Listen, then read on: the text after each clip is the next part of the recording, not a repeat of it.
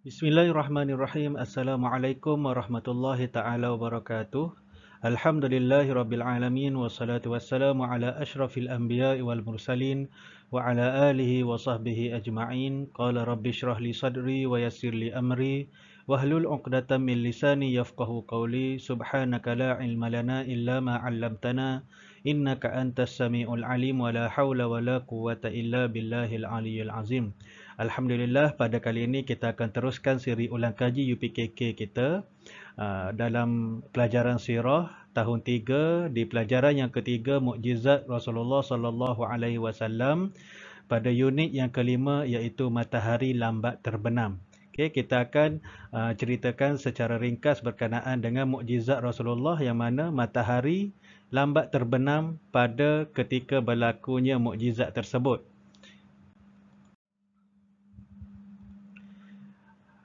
Okey, perkara ini berlaku selepas peristiwa Isra' dan Mi'raj. Baginda menceritakan peristiwa itu kepada kaum musyrikin Mekah dan orang-orang Islam. Mereka tidak mempercayainya dan menuduh baginda menipu. Okey, kisah terjadinya peristiwa matahari lambat terbenam ni berlaku selepas peristiwa Isra' dan Mi'raj, yang mana Rasulullah telah diperjalankan oleh Allah Subhanahu Wa Taala daripada Masjidil Haram ke Masjidil Aqsa, daripada Mekah ke Palestin, kemudian diperjalankan lagi ke langit untuk bertemu dengan Allah Subhanahu Wa Taala dalam satu malam.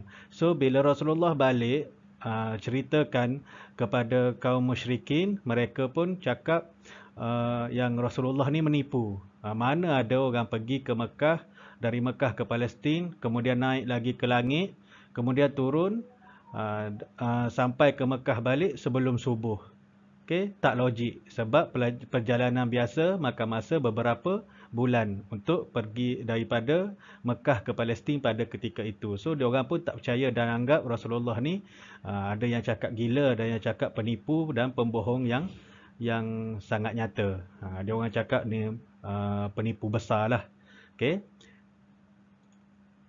So lepas tu kaum musyrikin meminta agar Rasulullah sallallahu alaihi wasallam membuktikan perkara tersebut, maka Rasulullah sallallahu alaihi wasallam memberitahu bahawa akan ada kafilah Arab yang serba lengkap akan ke Mekah dan akan sampai sebelum matahari terbenam.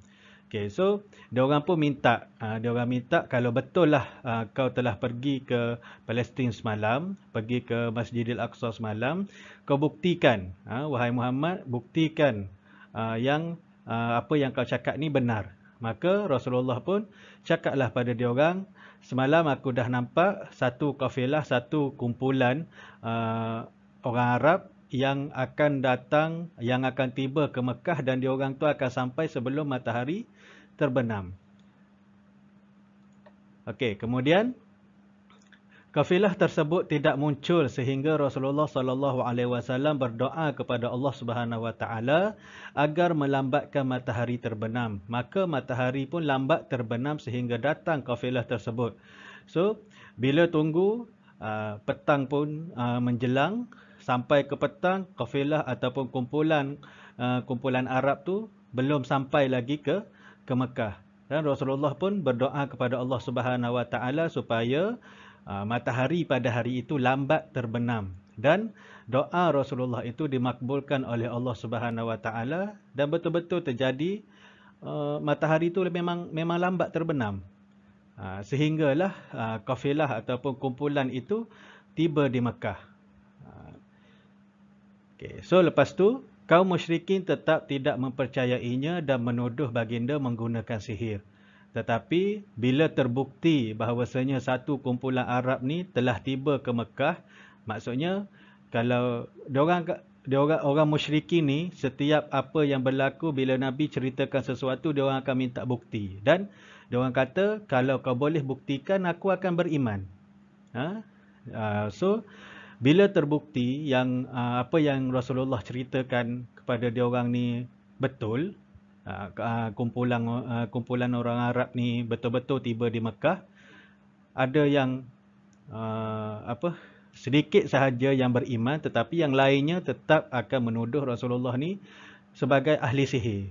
Muhammad ni reka je ni, dia agak-agak je ni, ada kumpulan Arab yang akan tiba, yang akan datang ke Mekah ni. Dia pakai sihir, dia macam-macam lah. Muhammad ni orang gila dan sebagainya. Macam-macam. Sebab dia orang takkan menerima Islam. Dia orang tetap nak menafikan kerasulan Nabi Muhammad sallallahu alaihi wasallam. Okey, dan inilah cerita ataupun pelajaran berkenaan dengan satu daripada mukjizat Rasulullah sallallahu alaihi wasallam yang dapat dirasai sendiri oleh sahabat-sahabat dan orang musyrikin pada masa tu.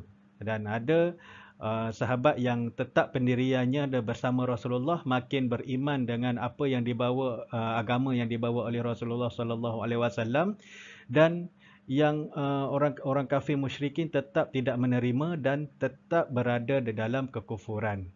Macam-macam mana pun, walaupun Rasulullah telah buktikan dalam pelbagai kisah berkenaan dengan ajaran Islam ni, berkenaan dengan kerasulan Nabi Muhammad sallallahu alaihi wasallam, mereka tetap tidak terima dan menuduh Rasulullah dengan pelbagai tomahan. Okey, sekadar itu saja pelajaran kita untuk kali ini. Wallahu a'lam bissawab. Assalamualaikum warahmatullahi taala wabarakatuh.